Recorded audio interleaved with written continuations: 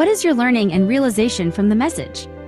Isang mapagpalang araw po sa ating lahat. Ako po si Rosemary Valdez, under OBS kay soon to be Pastor Alvin. So ang realization and learning ko po last night mula po sa preach po ni Pastor Aris regarding religious people in the last days is that as a Christian believer, dapat maging alert and prepared tayo at all times, especially na sa last days of the last days na po tayo. The coming of Jesus is very, very near.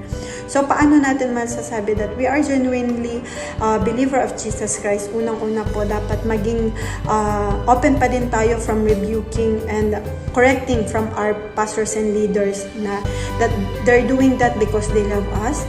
They're guiding us because they want us to take the right path patungo po kay Lord. So, yun po. Pangalawa po is that we should aware sa mga preaching na napapakinggan natin na dapat hindi lang puro goodness, hindi lang puro blessings ang naririnig natin, kundi andun pa din yung priority nila na to guide us, to correct us, para maging malalim tayo kay Lord, para maging matured tayo spiritually.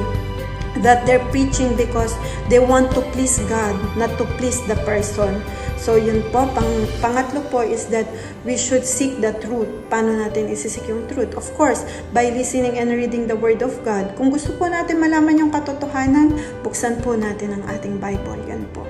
Pang-apat po is that dapat maging aware din po tayo sa mga wrong biblical context na binabahagi ng mga preacher. So dapat ang maging aware po tayo na dapat ang priority po ng mga preacher is to tell the story about God, hindi po about the personal story of them.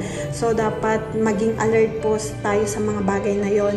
So sobrang nakaka-bless po kasi dito po sa Christ Road Church, ang priority talaga nila is to share the God story for us to be more matured spiritually, para mas mapalapit tayo kay Jesus Christ at para mas mapanatili natin na we are genuinely believer of Jesus Christ. Yun lamang po. Maraming salamat po at God bless po.